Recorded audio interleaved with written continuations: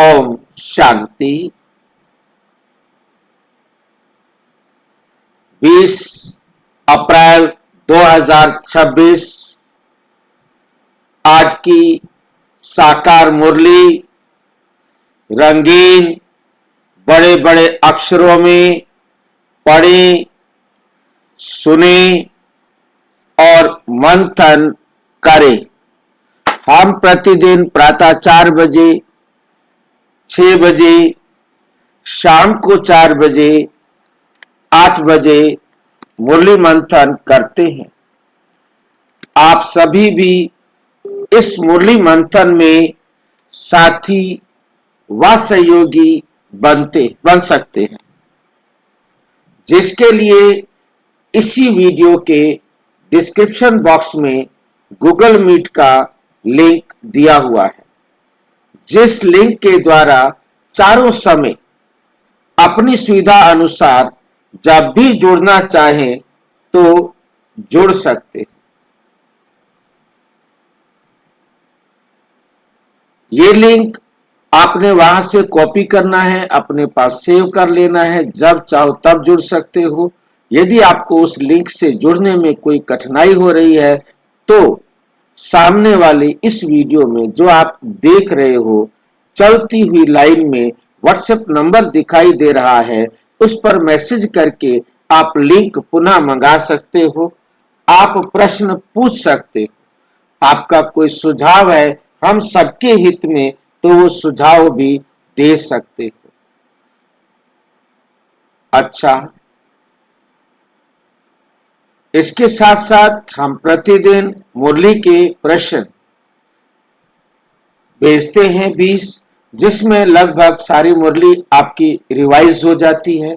आप उन प्रश्नों के उत्तर देकर अपनी मुरली को रिवाइज कर सकते हैं, जिससे उमंग उत्साह बढ़ता है।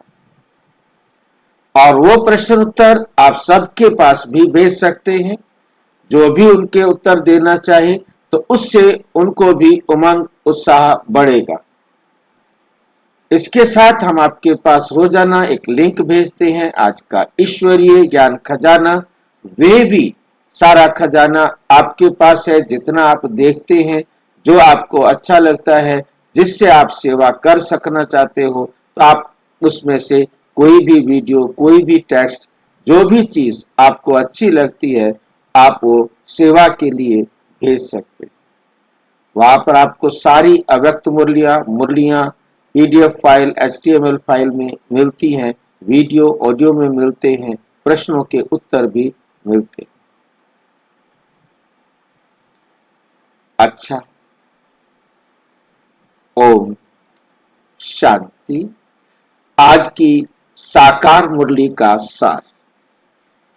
आज की मुरली में बाबा कहते, मीठे बच्चे,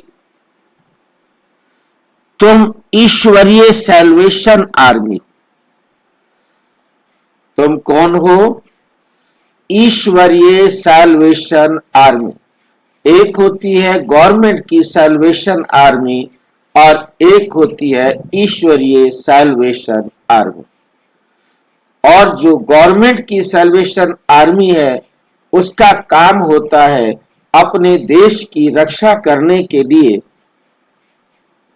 चारों तरफ, अपने देश के चारों तरफ जितने भी दुश्मन हो, उन सब दुश्मनों पर विजय प्राप्त करने की, सफलता प्राप्त करने की, अपने देश की रक्षा करने के लिए वे सैल्वेशन कर आर्मी होती है, जिसका काम होता है स्वयं की रक्षा करने के लिए शुरू से तैयारियां रखना, पहले से तैयारियां रखना। ये नहीं कि सामने युद्ध आ जाए तब सोचो अच्छा मैं इनके साथ कैसे मुकाबला करूं। तब तक तो सारा देश वो क्या करेगा, अपने अधीन कर लेगा।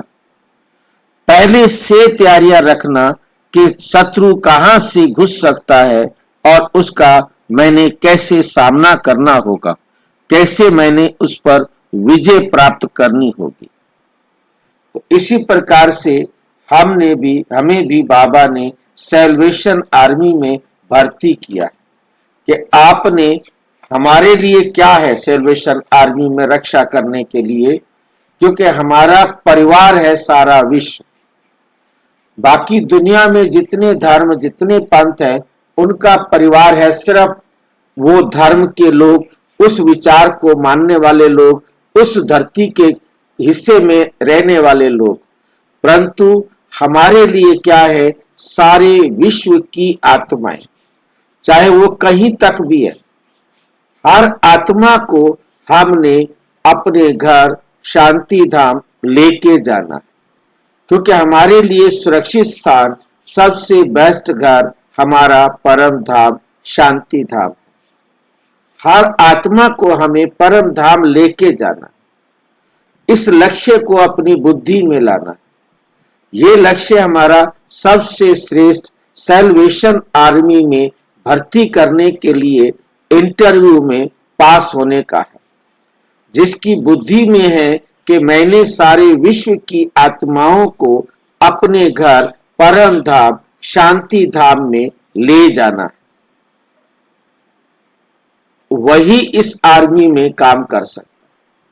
सबसे बड़ी बात यह है, हमने उनको उनकी सारी बुराइयों से बचाना है, उनको वापस अपनी उसी अवस्था में लाना है जिस अवस्था में वो अपने घर से इस संसार में पार्ट बजाने के लिए आए थे।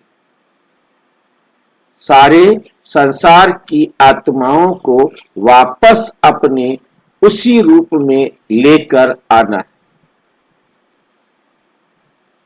और उसके लिए भी अपनी बुद्धि के अंदर बहुत अच्छी तरह स्पष्ट ये चित्र रहे कि हर एक आत्मा एक्यूरेट टाइम पर अपने आप आनी है। मैं सिर्फ निमित्त हूं, मैंने इसका बोझा अपने सिर के ऊपर नहीं रखना, बिल्कुल हल्के होकर के एक्यूरेट टाइम पर हर आत्मा ने बनना है, हर एक आत्मा ने विजय प्राप्त करनी है, हर एक आत्मा ने अपने घर पहुंचना है। इसका बोझा मैंने सिर के ऊपर नहीं रखना है, रिस्पॉन्सिबिलिटी मैंने अपने सिर के ऊपर नहीं रखनी है। मुझे केवल रिस्पॉन्सिबल शिव बाबा के, क्योंकि जिम्मेवारी सारी शिव बाबा की है, ठेकेदार वो है, उसने मुझे निमित्त बनाया है। मेरा काम है परमात्मा की डायरेक्शन पर हर आत्मा को अपने घर वापस ले जाना, हर एक आत्मा को परम धाम पहुंचाना, क्योंकि इस संसार में आकर सारी आत्माएं अपनी गुण शक्तियों को क्षय कर चुकी, और परमात्मा अपना काम करने के लिए 90 साल से आकर लगातार आत्माओं को अपना श्रेष्ठ मार्ग पर चलने का रास्ता दिखा रहा है।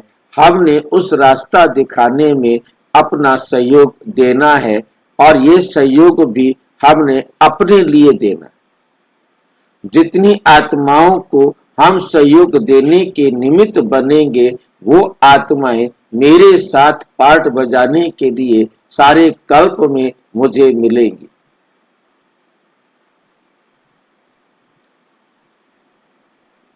ये वो समय है जब परमात्मा हमें सबके साथ मिलकर रहना सिखा रहा है। उनकी सदगति भी मेरी सदगति। जो भी संबंध संपर्क में आने वाली मेरे संपर्क में आने वाली आत्माएं हैं, उनका कल्याण होगा तो मेरा भी कल्याण होगा।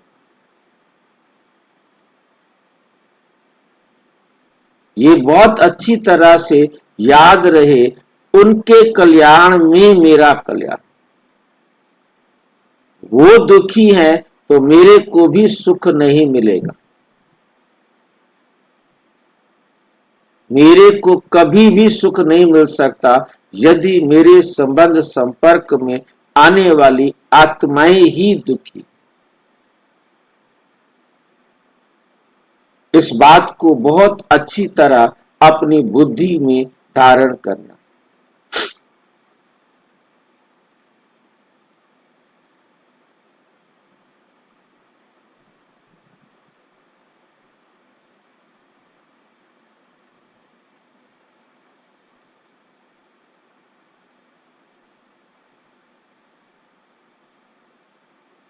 उन सबका कल्याण कैसे हो सकता है?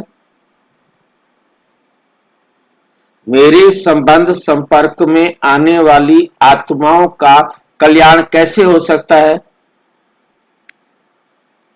बाबा से मिला देना है। हाँ, उन सब को परम पिता परम आत्मा से मिला दे।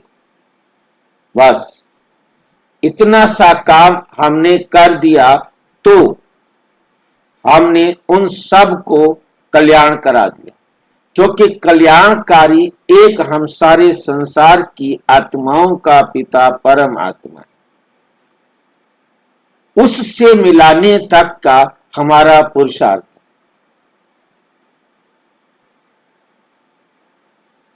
उनको मिलाने से उनके दिल में हमारे प्रति भी प्यार आता है, अपनापन आता है। और उनका प्यार हमारे प्रति तब आएगा जब हम परमात्मा की तरह, बाप की तरह उनको प्यार करेंगे। ये ध्यान रखना है, हमने प्यार परम पिता परमात्मा की तरह करना है।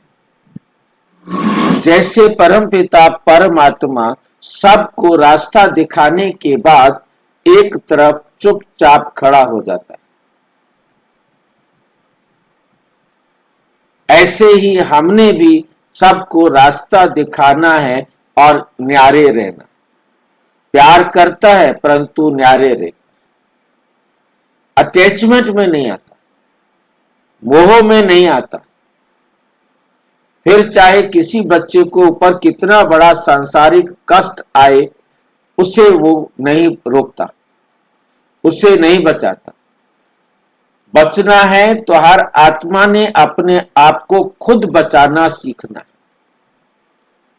बचाना है तो हर आत्मा ने स्वयं बचाना है, नहीं बचाना है तो उस आत्मा ने बचाना। बस कोई और आत्मा किसी भी आत्मा को बचा नहीं सकती। मैं किसी भी आत्मा को बचा नहीं सकता।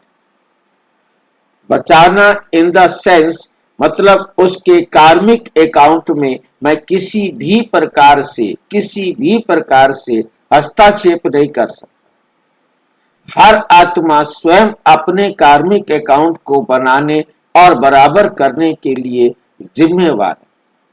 हर आत्मा अपना कार्मिक अकाउंट खुद बराबर कर रही है और खुद बना रही है। वो भी हमें समझ में आ गया है कि हम हर एक एक्ट करके, हर एक्ट पर हमें बहुत क्लियर होना चाहिए कि पिछला बराबर हुआ, नया बन गया। हर एक्ट को देखते हुए इतना अटेंशन मेरे हर एक्ट पर होना चाहिए। भाई जी, हाँ जी, उसको परमात्मा से मिलाने के अलावा एक अपना परिचय भी उसको देना चाहिए।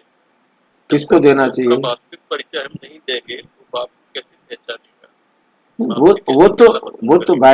वो तो भाई जी सिंपल सी बात यही है काम, और तो कुछ करना ही नहीं है ना। बाप से मिलाने का मतलब क्या है? हाँ, पहले तो खुद को बाप से मिलाने का मतलब यही है कि उनको बेसिक जानकारी देना और बाप से मिलाना। बाकी हमने उसके जीवन में क्या हो रहा है, क्या कर रहा है, हम कुछ नहीं कर सकते। कुछ नहीं कर सकते। मतलब हमें न्यारा भी साथ में रहना है। प्यार के अंदर इतना नहीं फंस जाना है कि हम बस उसके दीवाने हो जाएं, हम उसके लिए सारा दिन सोचते रहें। उसको नहीं, कुछ नहीं।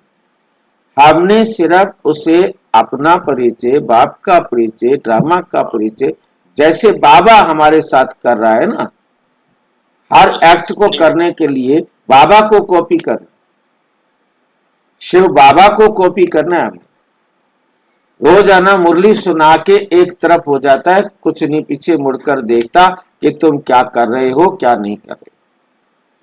सिंपल। अगर भाई मेरी आत्मा दुखी है तो मैं उसको कैसे, ये कार्मिक अकाउंट मेरा। हाँ, आप दुखी हैं तो अपने कार्मिक अकाउंट के कारण, किसी और के कार्मिक अकाउंट के कारण नहीं। वो भी दुखी है तो अपने कार्मिक अकाउंट के कारण आपको लगता है तो आप उसे एकदम डिटैच्ड होकर उसे रास्ता दिखाएंगे, माने उसका भला नहीं माने उसका भला, इतना डिटैच होकर के दिखाएंगे।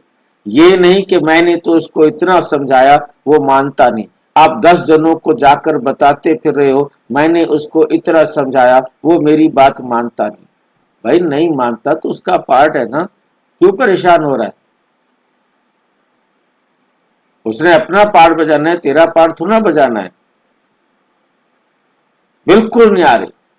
मेरे को संकल्प ही नहीं आए कि उसका वे क्यों नहीं, उसको सुख क्यों नहीं है, उसको शांति क्यों नहीं है, वो क्यों नहीं बना, उसका पार्ट है। उसको अपने पार्ट बजाने दो। बाबा हमारे को पकड़ने नहीं आता। बाबा ने मुरली समझा दी, अब हम घर जाकर गलतियां करते हैं तो करते रहो, बाबा को कोई फर्क नहीं पड़ता। आके एक बार भी नहीं रोकता, रुक जा, डंडा मारूंगा, सुधर जा, नहीं कोई मतलब। जब आप आओगे तो बाबा मुरली में डांट मार देगा, डंडा मार देगा, पिटाई कर देगा, जो मर्जी करना है कर देगा, परंतु आप नहीं आओगे तो आपको कुछ कहने नहीं आएगा। इतना न्यारा और प्यारा, बिना न्यारे बने प्यारे नहीं बन सकते। सर्व का प्यारा बनना है तो सर्व से न्यारा भी बनना होगा। यह हमें बहुत अच्छी तरह से याद रखना।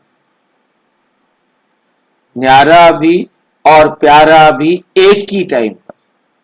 बाबा कई बार मुरली में कहते हैं, बच्चे तुम कभी कभी तो इतने न्यारे हो जाते हो मर पड़े, और कभी कभी तुम इतने प्यारे हो जाते हो तो बस तुम्हारे से उसके अंदर आप अपना भी कितना घाटा कर लेते। इसलिए एक ही टाइम पर न्यारा और प्यारा रहना, ये है बाप के साथ सबकी प्रीत जुटाना। अपनी अवस्था को बनाए हुए, अपनी अवस्था को खराब किए बिना सबकी प्रीत बाप के साथ जुटानी है। ये नहीं कि हम औरों की प्रीत तो बाप के साथ जुटाएं और अपनी प्रीत का बेड़ा गर्क कर ले। प्रश्न, मनुष्य अपना अकल किस बात में लगाते हैं और तुम अपना अकल कहाँ लगा, तुमको अपना अकल कहाँ लगाना? मनुष्य अपना अकल कहाँ लगाते हैं? दुनिया वाले मनुष्य तो अपना अकल सारा बुद्धि कहाँ लगा रहे हैं? आकाश संसार का अंत पाने में लगे कि आकाश में क्या क्या है, संसार में कहाँ क्या है, कहाँ क्या है, वो तारा कहाँ है, वो तारा कहाँ है, वो उपग्रह कहाँ है, वहां क्या हो रहा है, वहां क्या हो रहा है। जो कुछ उनको दिखाई दे रहा है उसकी सच्चाई को खोजने में लगे हुए। आखिर ये सब कैसे हो रहा है? आखिर ये सब कैसे हो रहा है? कौन है इस संसार को चलाने वाला? उस तरफ उनका ध्यान नहीं, उसको वो समझ नहीं पा रहे। वो इस संसार का अंत पाने में लगे हैं, इस संसार का सब कुछ जानने में लगे हुए हैं, लेकिन इससे तो कोई फायदा नहीं, इससे तो कोई फायदा नहीं, इसका अंत तो मिल नहीं सकता, इसका अंत तो मिल नहीं सकता। तुम बच्चे अपना अक्ल लगाते हो, तुम बच्चे क्या करते हो? अपना अक्ल लगाते हो पूज्य बनने में। उन्हें दुनिया नहीं पूजेगी, तुम बच्चे तो पूज्य देवता बनते हो, तुम बच्चे तो पूज्य देवता बनते हो। अब जितने बड़े बड़े साइंटिस्ट बड़ी बड़ी दुनिया खोज कर बताकर गए हैं, बड़े बड़े फार्मूले, बड़े बड़े, उनकी कोई मूर्ति पूजा कर रहा है? उनको पढ़ते हैं स्टूडेंट, उनके फार्मूले, उनके नियम पढ़ते हैं, उन नियमों के आधार पर कार्य करते हैं, परंतु उनकी कोई मूर्तियां बनाकर उनकी कोई पूजा उनके प्रति नहीं करते। वो सिर्फ उस हिसाब से देखते हैं, हाँ भी न्यूटन ने ये बताया था, बस खत्म। आइंस्टाइन आया था, फलाना आया था, उसने ये फार्मूला दिया, परंतु कोई भी किसी भी प्रकार से उन आत्माओं को पूजा नहीं करता, परंतु आपकी पूजा होती है। क्यों आपकी पूजा होती है? क्योंकि आप उन्हें परम पिता परम आत्मा से मिलाते, आप परमात्मा का अंत, सृष्टि का अंत उनको देते, क्योंकि आपको ये अंत कौन देता है? स्वयं परमात्मा आकर अपना अंत देते हैं और सृष्टि का अंत देते हैं, और ये आपने उनको देना। तो परमात्मा कहते हैं कि उनको विचारों के पास ये नॉलेज नहीं है, वो वर्ल्ड की हिस्ट्री ज्योग्राफी को नहीं जानते, वो इस संसार के नियम को नहीं जानते, केवल आप ही उन्हें ये अल्टीमेट थ्योरी, संपूर्ण ज्ञान दे सकते कि ये संसार कैसे चलता है। इसलिए आप पूज्य बनते हो। गीत, तुम्हें पाके हमने जहां पा लिया, जमी तो जमी आसमां पा लिया। तुम्हें पाके हमने जहां पा लिया, जमी तो जमी आसमां पा लिया। और हमें सब कुछ मिल गया, अब पाने को कुछ रहा ही नहीं, पाना था सो पा लिया। अब कोई चीज ऐसी नहीं रही जिसको पाने की इच्छा हो। अब ऐसे गीत गा देने से कोई प्रमाण नहीं मिल जाता कि मुझे सब कुछ मिल गया। जब पा लेंगे तभी। कौन मिला? परमात्मा मिला, ठीक है जी। परंतु परमात्मा मिलने के साथ परमात्मा का ज्ञान भी मिला। उसने आकर सारा राज समझाया। क्या आपको समझ में आया? जो आपको समझ में आया, जो आपने पाया, वो हर आत्मा प्राप्त करे तब तो वो गीत गाए। यदि वो हर आत्मा को प्राप्त नहीं हुआ, वो गीत कैसे गाएगी? ये गीत सबके मुख से निकले तो जो बाप का खजाना है, उस खजाने के प्राप्त करने की विधि हर आत्मा को देनी है, हर आत्मा को देनी है, तभी तो वो गाएगी। जब तक उसे मिलेगा नहीं तो वो ये गीत कैसे गाएगी? हमारा कोई नुकसान भी नहीं होता। कितनी वंडरफुल बात है कि सारा खजाना हम उनको बांट दे, हमारा कोई नुकसान भी नहीं होता। हमारा और ही खजाना बढ़ता जाता है, और ही हमारा निश्चय बढ़ता जाता है, और बुद्धि के अंदर हर बात उतना स्पष्ट होती जाती है, उतना हम हल्के होते जाते हैं, उतना ही जल्दी सबको समझाने में सहयोगी बनते जाते। दुनिया वाले करते हैं भक्ति मार्ग में। अब प्रश्न उठता है कि भक्ति मार्ग अच्छा या ज्ञान मार्ग अच्छा? दो चीजें हुई ना।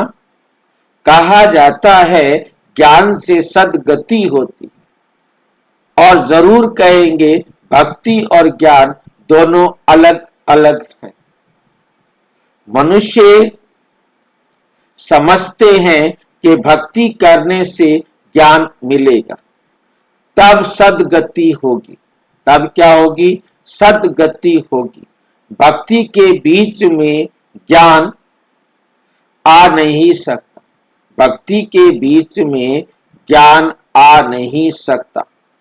भक्ति सबके लिए है, ज्ञान भी सबके लिए है। इस समय है भी कल युग का। इस समय क्या है? इस समय है भी सबका, सारे कलयुग का अंत। तो जरूर सबकी दुर्गति होगी, सबकी दुर्गति होगी। इसलिए पुकारते भी हैं और गाते भी हैं, पुकारते भी हैं और गाते भी हैं कि और संग तोड़ अब तुम संग जोड़े। अब वे कौन है, किसके साथ जोड़ेंगे, ये तो समझते नहीं है। अक्सर करके बुद्धि श्री कृष्ण तरफ जाती है। हम सच्ची प्रीत तुम संग जोड़ें, तो जब श्री कृष्ण से ही प्रीत जोड़ते हैं तो फिर गुरु गोसाई आदि किसकी दरकार ही नहीं, फिर किसी की दरकार ही नहीं। श्री कृष्ण को ही याद करना है, श्री कृष्ण को ही याद करना है। श्री कृष्ण का चित्र तो सबके पास है। श्री कृष्ण जयंती भी मनाते हैं, फिर और कोई के पास जाने की दरकार ही नहीं। जैसे मीरा ने एक संग जोड़ी, काम काज करते श्री कृष्ण को ही याद, श्री कृष्ण को ही याद करती रही। घर में रहना करना खाना पीना तो होता है। सच्ची प्रीत एक श्री कृष्ण से जोड़ी, जिसके लिए जैसे कि वे आशिक और वे माशूक। कौन आशिक? मीरा थी आशिक और कृष्ण था माशूक। श्री कृष्ण को याद करने से फल भी मिलता है, श्री कृष्ण को याद करने से फल भी मिलता है। और श्री कृष्ण को तो सब जानते हैं, गाते भी हैं। सच्ची प्रीति हमने तुमसे जोड़ी, सच्ची प्रीति हमने तुमसे जोड़ी और संग तोड़ी। हमने सच्ची प्रीति तुम संग जोड़ी और सब से तोड़ दी। अब ऊंचते ऊंच, अब ऊंचते ऊंच सच्चा तो परम पिता परमात्मा ही है। केवल एक परमात्मा ही सत्य बताते। सबको वर्षा देने वाला एक ही बाप है। उसको कोई भी जानते नहीं, उसको कोई भी जानते नहीं। भल कहते हैं परम पिता परम आत्मा शिव, परंतु कब आते हैं ये नहीं जानते, ये नहीं जानते। शिव जयंती होती है तो जरूर आते होंगे। कब, कैसे आते, क्या आकर करते, किसको भी पता नहीं। कोई भी मनुष्य मात्र नहीं जानते कि सर्व की सद्गति करते हैं, परंतु कैसे करते हैं। सद्गति का अर्थ क्या है, कुछ भी नहीं समझते। शिव बाबा ने तो जरूर स्वर्ग की बादशाही दी होगी ना, शिव बाबा ने तो जरूर स्वर्ग की बादशाही दी होगी ना। तुम बच्चे जो उस धर्म के थे, तुमको ये पता नहीं था। तुम बच्चे जो उस धर्म के थे, तुमको ये पता नहीं था। क्या नहीं पता था?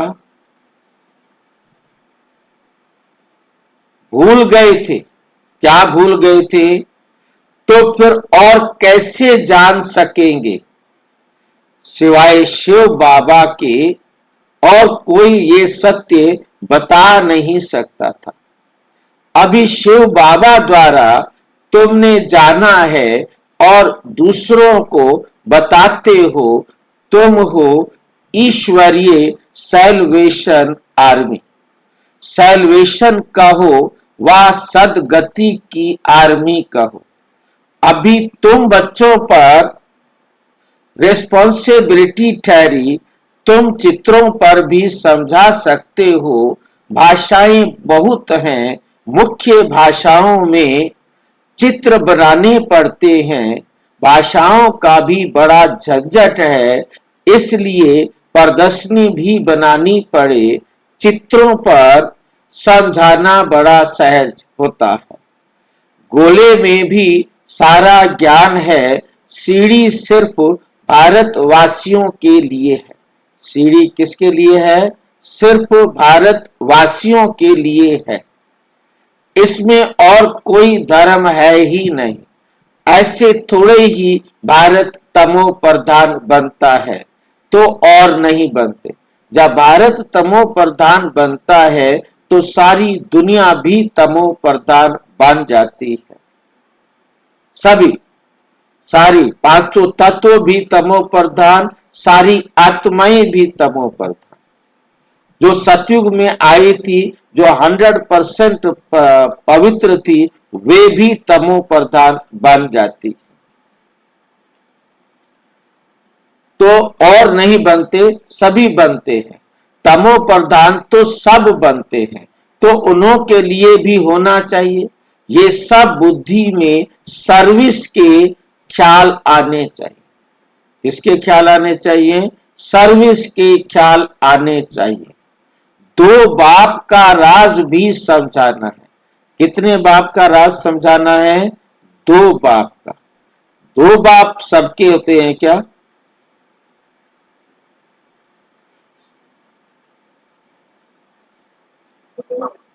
सबके दो बाप होते हैं क्या? अब हाँ भाई जी, एक आत्माओं के पिता, एक शरीर के पिता। अच्छा, ये होता है। सबके दो बाप होते हैं। एक है शरीर का पिता, जो विनाशी शरीर का पिता है, वो भी विनाशी है। आत्मा अमर है, तो आत्मा का पिता परमात्मा भी अमर है। सबको ये दो बाप का परिचय देना है। ये जल्दी एक्सेप्टेंस होती है। हर एक को बहुत जल्दी ये स्वीकार हो जाती है कि आत्मा का पिता परम आत्मा और शरीर का पिता शरीरधारी। वरना अपने को शरीरधारी समझकर परमात्मा को भी शरीरधारी समझ बैठे थे। तो ना अपने आप को शरीर समझने के कारण स्वयं को परमात्मा से दूर कर दिया, बल्कि सारी दुनिया को परमात्मा से दूर कर दिया। किसी व्यक्ति को, किसी मूर्ति को, किसी चित्र को भगवान मान लेना, किसी वस्तु को भगवान मान लेना, वो तो भगवान से भी हर आत्मा को क्या कर दिया? दूर कर, और ही दूर कर।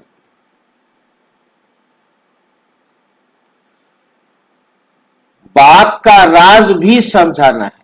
शिव बाबा का राज भी हर एक आत्मा को समझाना कि कैसे आकर सारे संसार का कल्याण करते।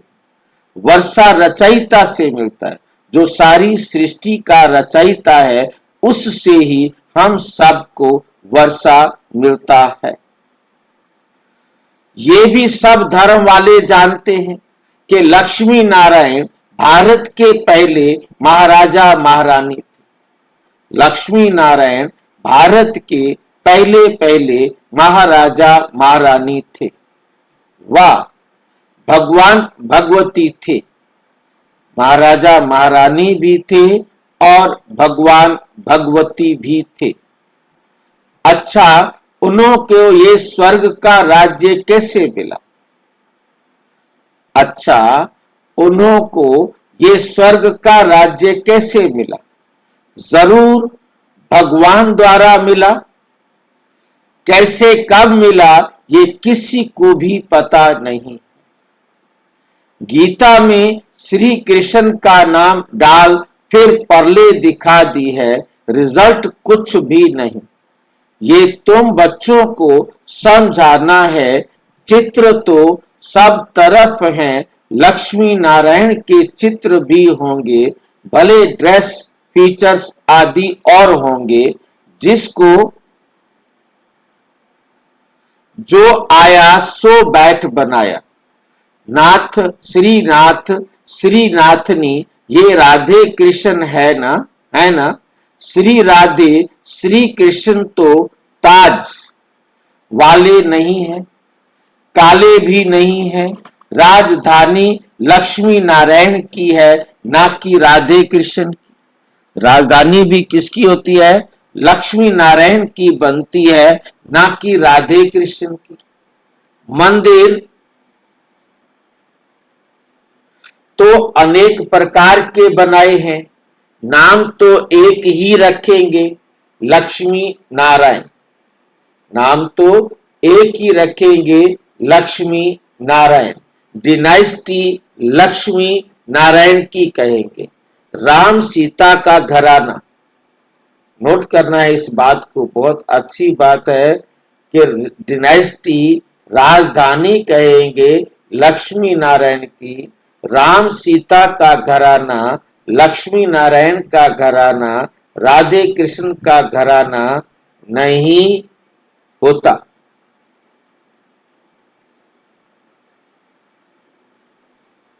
फिर से देखो क्या समझ में आती है ये लाइन में। नाम तो एक ही रखेंगे, लक्ष्मी नारायण। डिनाइस्टी लक्ष्मी नारायण की कहेंगे। राजधानी किसकी होगी? लक्ष्मी नारायण की कहेंगे। राम सीता का घराना, लक्ष्मी नारायण का घराना, राधे कृष्ण का घराना नहीं होता। ये बातें मनुष्यों के ख्याल में ही नहीं। राधे कृष्ण का घराना क्यों नहीं कहेंगे भाई?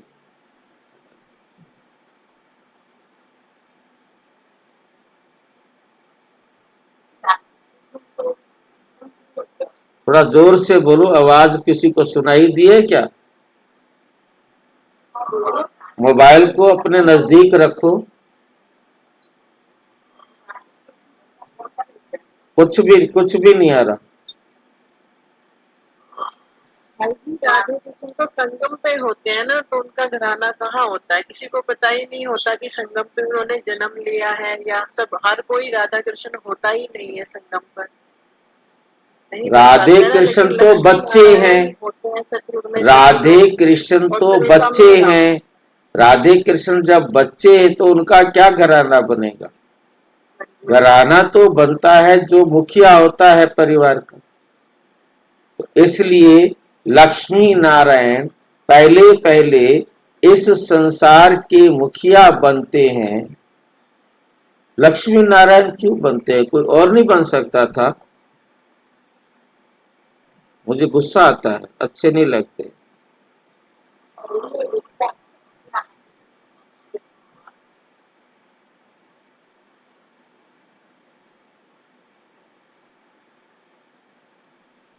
कौन बोल रहा है? भाई जी। हाँ जी, भाई जी, हाँ जी। घराना मतलब उनके ये संयुक्त है सभी। राधे कृष्ण भी बहुत सारे होंगे, लक्ष्मी नारायण सभी मनुष्य को कहा जाएगा सत्युग के, और सीता राम सीता को भी सामान्य मतलब जनरल टर्म है, मतलब इंडिविजुअल नहीं है। बाबा ने घराना होता है वो इंडिविजुअल होता है। पहले ध्यान से लाइन को ध्यान से समझो, फिर सोचो। ये लाइन है, नाम तो एक ही रखेंगे, लक्ष्मी नारायण। डिनाइस्टी लक्ष्मी नारायण की कहेंगे। राम सीता का घराना, लक्ष्मी नारायण का घराना, राधे कृष्ण का घराना नहीं होता। इनका घराना नहीं होता, इनको परिवार नहीं होता। हाँ जी, घराना मतलब परिवार ही होगा ना भाई। हाँ। राधे कृष्ण खुद बच्चे हैं, उनका कोई घराना नहीं, उनकी कोई शादी नहीं हुई। नंबर एक बात, क्योंकि तीनों बातें अपनी अपनी जगह अलग अलग है। क्योंकि बाबा जो है ना खिचड़ी बना के समझाना चाहता है। डायनेस्टी भी कह दिया और घराना भी कह दिया। नंबर एक, राधे कृष्ण को हमने समझ लिया। अब हम राम सीता को देखें कि राम सीता का घराना क्यों नहीं है। राम है शिव बाबा, सीताएं हैं हम आत्माएं, हमारा कोई घराना नहीं। लक्ष्मी नारायण को भगवान भगवती कहा, उनका भी कोई घराना नहीं। घराना नहीं, ठीक है क्या नहीं, परंतु राम लक्ष्मी सीता नारायण, वाले राम सीता। हाँ, क्योंकि वो लक्ष्मी नारायण को पहले क्या कहा, भगवान भगवती। तो ये तीनों अलग अलग हैं, इनका कोई ऐसा घराना नहीं है। इनका जो मुख्य उद्देश्य होता है कि उस समय जब सतयुग की आदि होती है तो लक्ष्मी नारायण ही राज्य घराना बनते हैं।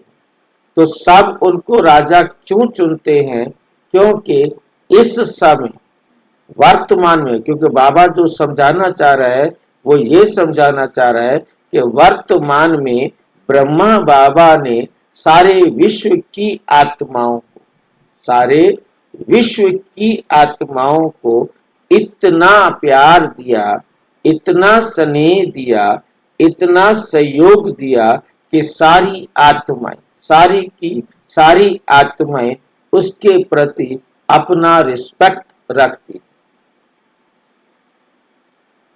शिव बाबा के प्रति नहीं। शिव बाबा तो भूल करके दुनिया में आएंगे तो उनका जो सम्मान होगा वो ब्रह्मा बाबा का होगा। सबके दिल में नारायण जो है वो ब्रह्मा बाबा ही दिखाई देता, तो उनकी राजधानी चलती। राम की नहीं होती, कृष्ण की नहीं होती, लक्ष्मी नारायण का भी घराना नहीं होता। वहां क्या होता है, राजधानी होती। लक्ष्मी नारायण की राजधानी होती है, घराना नहीं। लक्ष्मी नारायण बेशक पति पत्नी हैं, उनका अपना बच्चे हैं, वो एक अलग बात है, परंतु संसार के अंदर उस समय एक ही राजधानी होती।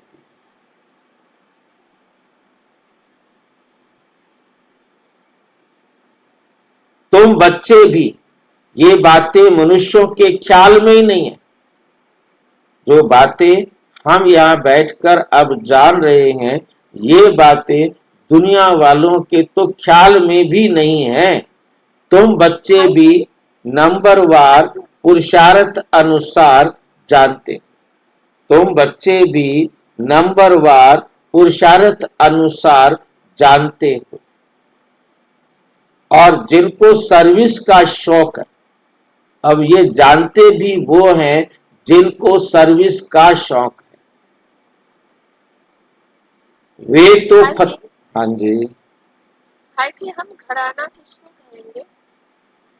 घराना किसको कहेंगे, जहां माता पिता बच्चे परिवार बिरादरी सारी आ जाती है।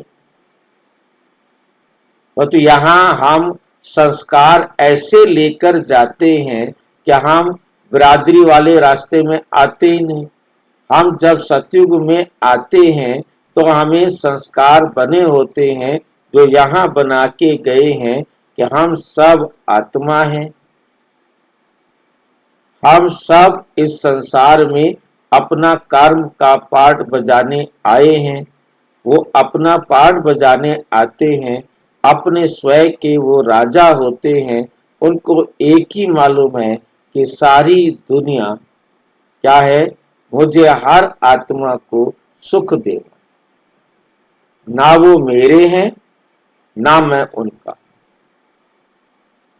न्यारे और प्यारे, क्योंकि जो मुरली का आदि में हमारा आया न्यारा और प्यारा, जैसे बाप और न्यारा और प्यारा है, ऐसे ही हमें न्यारा और प्यारा बनाते हैं। और सतयुग के आदि में जब हम आते हैं, ये हमारा संस्कार होता है। हम किसी के प्रति कोई आकर्षण नहीं, किसी के प्रति भी उसका जो स्थूल दुनिया का आकर्षण है। सबके साथ रहना है, सबसे न्यारे रहना है, सबको प्यार देना, तो वो हमारा घराना नहीं बनता। लक्ष्मी नारायण की राजधानी बनती है क्योंकि सभी का उनके प्रति सम्मान होता है, रिस्पेक्ट होता है। उसको भी हमने देखा क्यों होता है, ठीक है क्या नहीं? और ये जो राज है, ये सारे राज भी समझ उसको आते हैं जिसको सर्विस का शौक है। वे तो फतकते, जैसे पानी के बिना मछली फतकती है, ऐसे ही वो आत्माएं सेवा के बिना फतकते। उनको सेवा के बिना बेचैनी रहती है, वो तुरंत भागते हैं, जाए हर आत्मा को बाप से मिलाए। कोई कहते हैं हम समझते हैं, परंतु धीरे धीरे मुख खुलने की भी युक्तियां रचनी पड़ती। आपको समझ में आ गया है, आप बताना शुरू करो। जब आप बताएंगे तो आपका मुख खुलेगा, तो आपका मुख खुलने लगेगा। युक्तियां रचनी पड़ती हैं। बिना मुख खोले युक्तियां कैसे होंगी, कैसे समझ में आएगा? कई समझते हैं वेद शास्त्र, कई समझते हैं वेद शास्त्र अध्ययन करने से, यज्ञ तप आदि करने से, तीर्थ आदि करने से परमात्मा को पा सकते हैं। परंतु भगवान कहते हैं ये सब मुझसे दूर करने के रास्ते। ड्रामा में सबको दुर्गति को पाना है। ड्रामा में क्या है? सबको दुर्गति को पाना ही है। तो फिर ऐसी बातें बताते हैं। आगे हम भी कहते थे कि भगवान जैसे चोटी है, कोई कहां से भी जाए। कैसे समझते थे? कैसी चोटी है? शिमला के अंदर छोटी छोटी पहाड़ियां होती, उन पहाड़ियों को आप इस प्रकार से समझ सकते हैं कि आप यदि इधर से चढ़ेंगे तो भी चोटी पर पहुंचेंगे, चारों तरफ से कहीं से भी चढ़ेंगे आप चोटी पर पहुंच जाएंगे। मतलब छोटी छोटी पहाड़ियां हैं और सारे उस पर चोटी पर पहुंचते। इसी प्रकार सामान्य रूप से आप दुनिया से सुनते हो, कहते हैं भाई भगवान तो एक है ना, सारे रास्ते उसी तरफ जाते हैं। वो अपने तरीके से कर रहा है, वो अपने तरीके से कर रहा है, वो अपने तरीके से, वो अपने रास्ते से ऊपर जा रहा है, आप अपने रास्ते से ऊपर जा रहे हो। ठीक है, सबका रास्ता एक तो नहीं है ना, क्योंकि सब अपनी अपनी जगह पर है, वहीं से ऊपर चढ़ेंगे ना। परंतु परमात्मा कहते बच्चे नहीं, मैं शिमला की पहाड़ी नहीं, मेरे तक पहुंचने का एक ही रास्ता है, दूसरा कोई रास्ता नहीं। सिर्फ एक ही रास्ता, जिस रास्ते से आप परम धाम पहुंच सकते हैं। मनुष्य ने अनेक प्रकार के रास्ते पकड़े हैं। भक्ति मार्ग के रास्ते पकड़ पकड़ कर जब थक जाते हैं तब फिर भगवान को ही पुकारते हैं। तुम भगवान को नहीं ढूंढ पाते हो, फिर भगवान आकर तुमको ढूंढते, तुमको अपनी प्राप्ति का अनुभव कराते हैं। कि कहते थे सारी दुनिया कि हे पतित पावन, आप आकर पावन बनने का रास्ता बताओ, आप आकर हमें पावन बनने का क्या करो, रास्ता बताओ। बाप बिगर पावन हो नहीं सकते। जब तक बाप आप बिगर, बाप के बिना कभी भी कोई पावन बन नहीं सकते। थक गए, दुनिया वाले कहते थे भगवान आओ, हम थक गए, हमें आकर क्या करो, पावन बनाओ। भक्ति दिन प्रतिदिन पूरा थकाएगी। ये भक्ति के जितने भी रास्ते हैं वो क्या करते हैं, हमें बहुत ज्यादा थकाते हैं। प्रतिदिन पूरा थकाएगी, दिन प्रतिदिन पूरा थकाएगी। अभी तो मेले आदि पर कितने लाखों जाकर इकट्ठे होते हैं, कितनी गंदगी होती है। अब तो है अंत दुनिया को बदलना है। वास्तव में दुनिया एक ही है, वास्तव में दुनिया एक ही है। दो भाग बनाए हैं। कितने भाग बनाए हैं? दो भाग बनाए हैं। तो मनुष्य समझेंगे स्वर्ग नरक अलग अलग दुनिया है, परंतु ये आधा आधा है।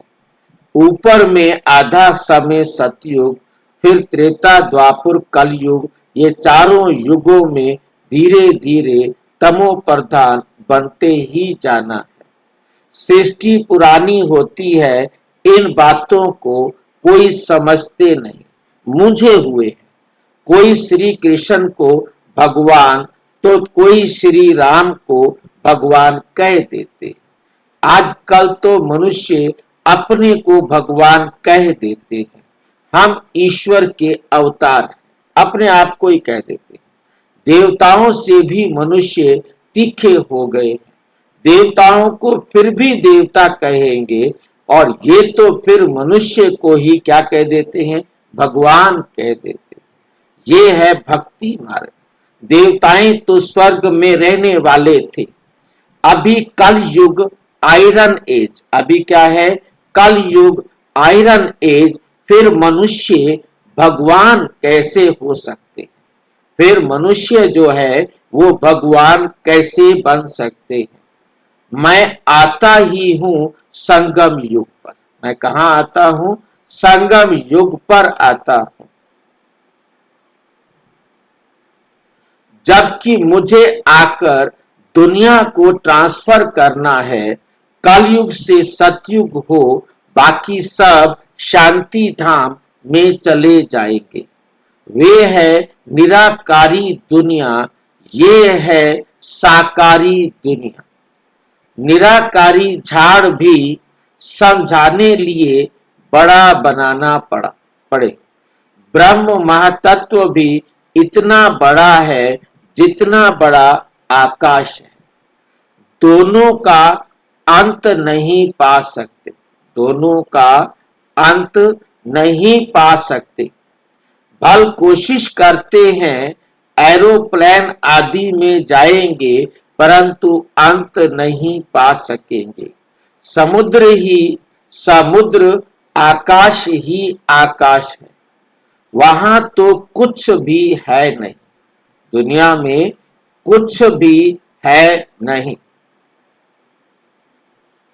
भल कोशिश बहुत करते हैं, परंतु इन बातों को समझते नहीं, परंतु इन बातों से कोई फायदा भी नहीं। कोशिश करते हैं दुनिया की बातों को जानने का, समझने का, समझते हैं, हम अपना अक्ल निकालते हैं, साइंस की नई नई चीजें खोज कर लाते हैं, समझते हैं।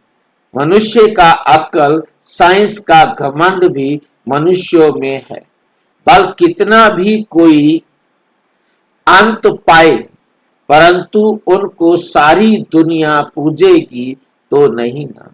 वो कितना भी दुनिया में क्या क्या भी ढूंढ करके लाएं, परंतु सारी दुनिया उनकी पूजा तो नहीं करेगी ना। देवताओं की तो पूजा होती है। तुम बच्चों को बाप कितना ऊंच बनाते हैं, सबको ले जाते हैं शांति धाम, परम धाम, निर्वाण धाम, ब्रह्मलोक। भल ये सब जानते हैं हम मूल वतन से आते हैं, परंतु जिस प्रकार तुम समझते हो वैसे दुनिया नहीं जानती। वे क्या है, कैसे आत्माएं वहां रहती हैं, फिर नंबरवार आती हैं, ये कोई नहीं जानते। ब्रह्म महातत्व में निराकारी झाड़ है, ये नहीं समझते। सतयुग में थोड़े रहते हैं, बाकी सब आत्माएं मूल वतन में रहती हैं।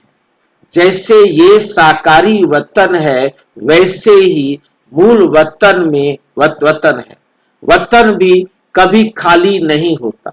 नोट करने वाली बात है, वतन भी कभी खाली नहीं होता। ना यह वतन भी खाली नहीं होता, ना वह। और तब अंत होता है तो ट्रांसफर हो जाते।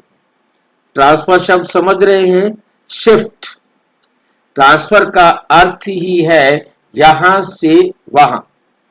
कुछ तो इस वतन में रहते हैं, कुछ तो इस वतन में रहते हैं। सारा वतन खाली हो जाए फिर तो परले हो जाए। परले होती नहीं, अविनाशी खंड है ना। ये सब बातें बुद्धि में रखनी है। सारा दिन यही ख्यालात चलते रहे, हम किसका कल्याण करें। तुम संग प्रीत जुटी है तो उनका परिचय देवे ना।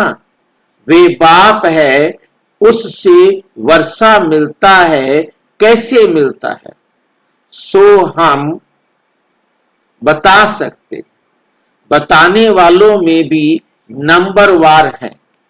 कोई तो बहुत अच्छी रीति भाषण करते हैं, कोई तो बहुत अच्छी रीति भाषण करते हैं।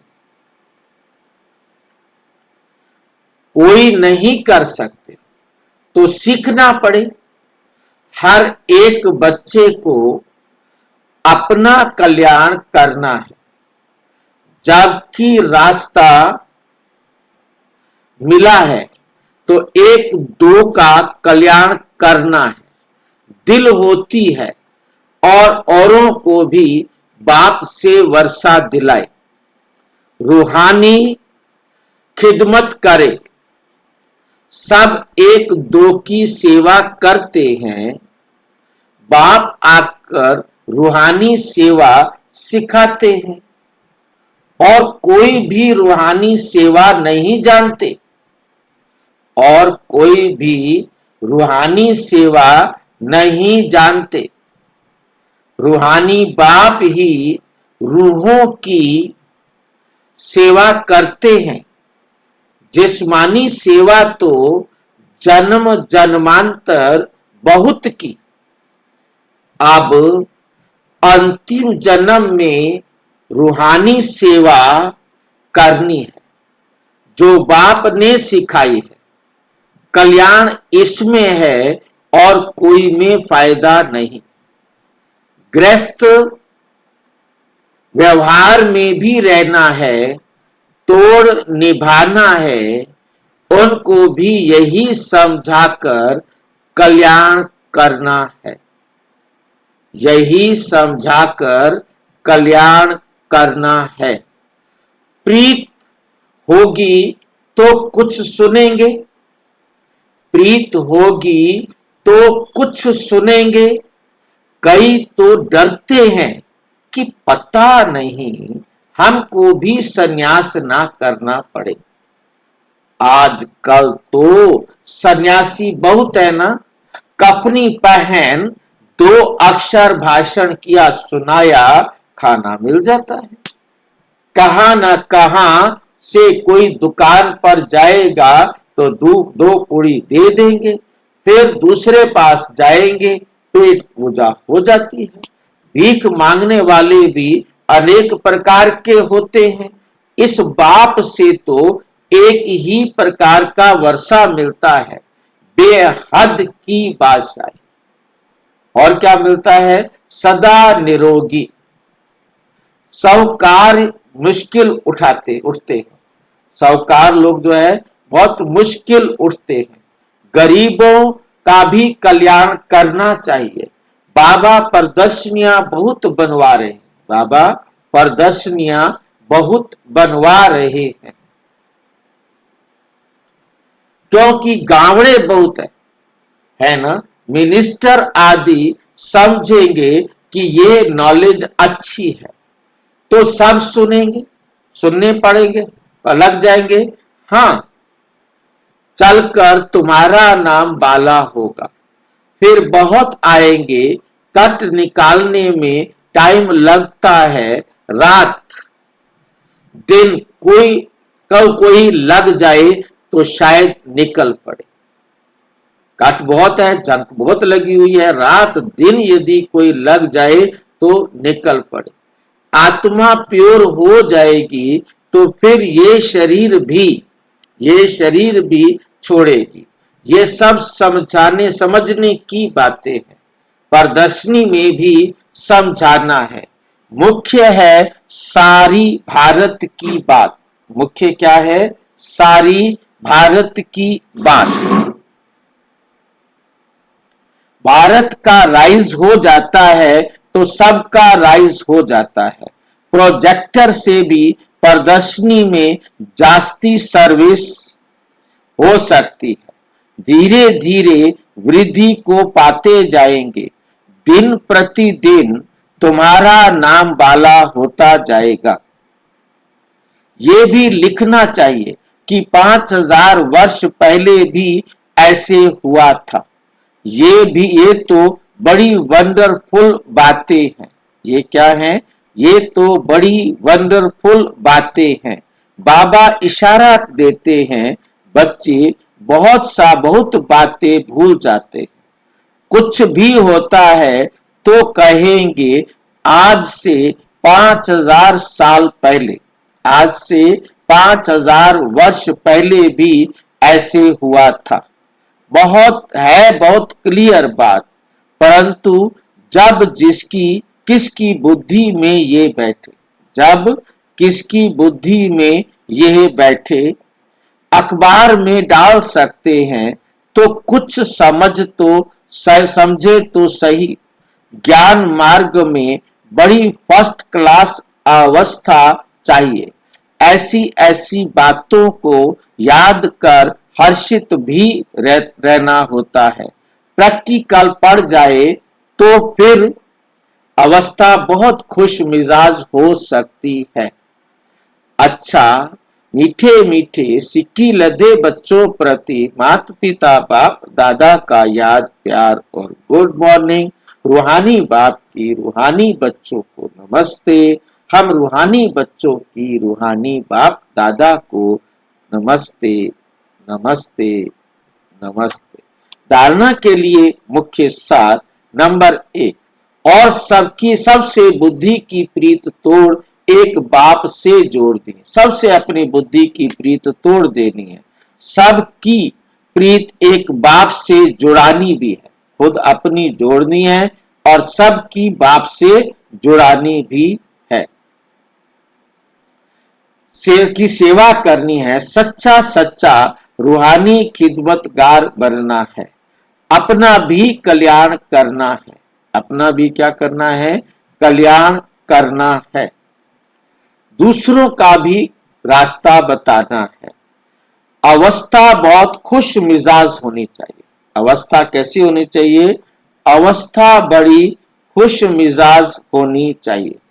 किसी भी प्रकार से कोई भी हमारी खुशी को गायब ना करे। कोई भी हमारी खुशी को गायब नहीं करे। ये बात हमें बहुत अच्छी तरह समझना है।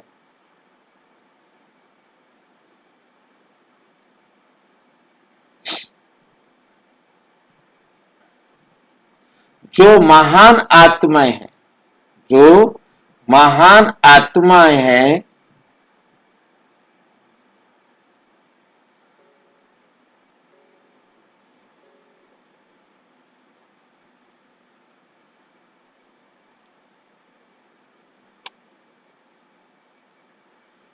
जो महान आत्माएं होती हैं, उनके हर व्यवहार से सर्व आत्माओं को सुख का, उनसे सर्व आत्माओं को सुख का दान मिलता है।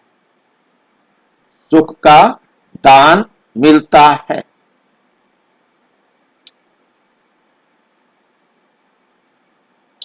वे जो महान आत्माएं होती हैं, सुख देते और सुख लेते हैं। तो चेक करो कि महान आत्मा के हिसाब से सारे दिन में सबको सुख दिया, पुण्य का काम किया। पुण्य अर्थात किसको ऐसी चीज देना जिससे उस आत्मा से आशीर्वाद निकले। तो चेक करो कि हर आत्मा से आशीर्वाद मिल रही है।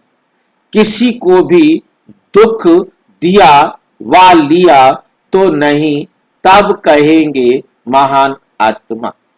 स्लोगन: करने के बाद सोचना ही पश्चाताप का रूप है।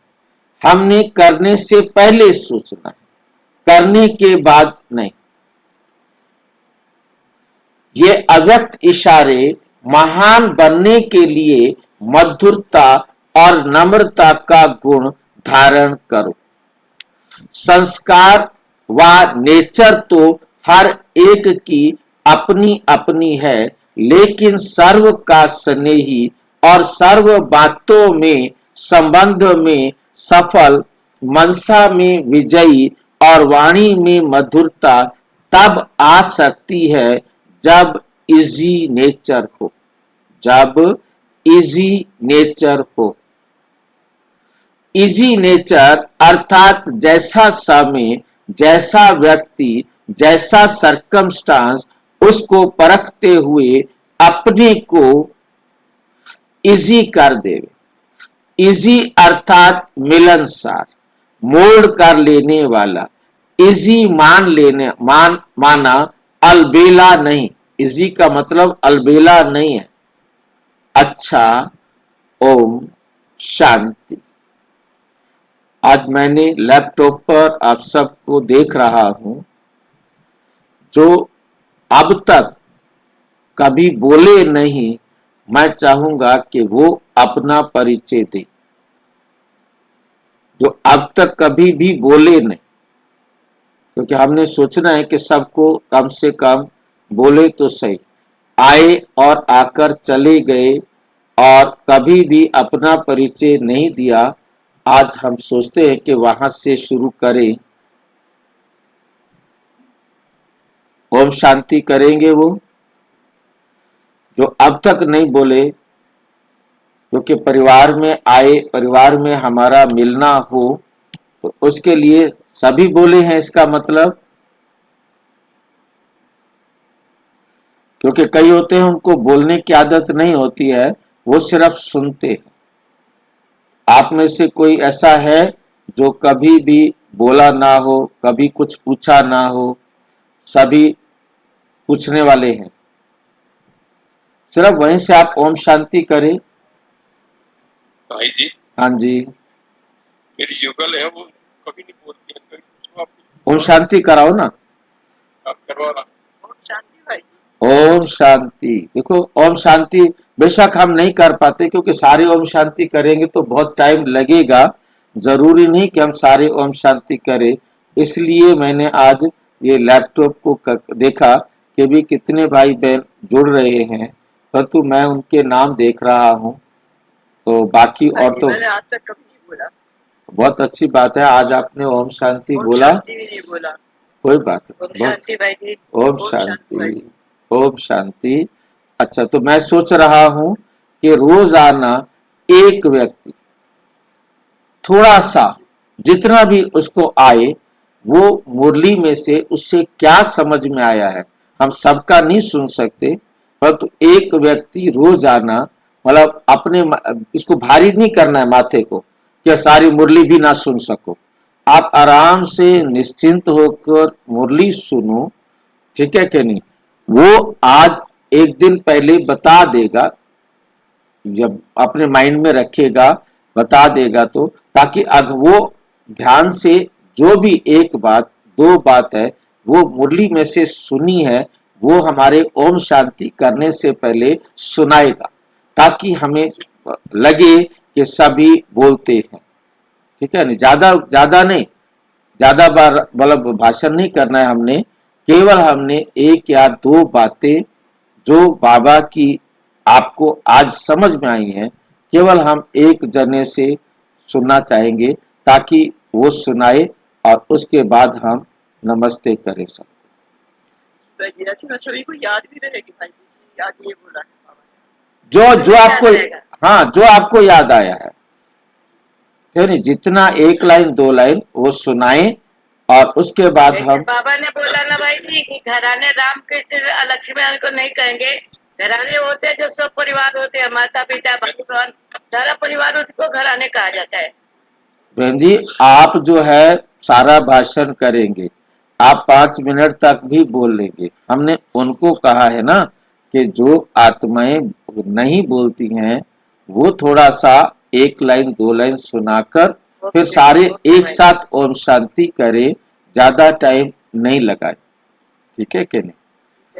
कोई भी जो, हाँ बहन जी बता रहे थे 1 लाइन बताएं और उनकी ओम शांति के साथ हम सब की ओम शांति, फिर ये ओम शांति नहीं करना है, ठीक है ना? टाइम वेस्ट होता है, ठीक है? कौन सुना रहा है आज का विषय? भाई बोलने के लिए तो सबको चांस है कि खाली कोई एक आदमी बोलेगा?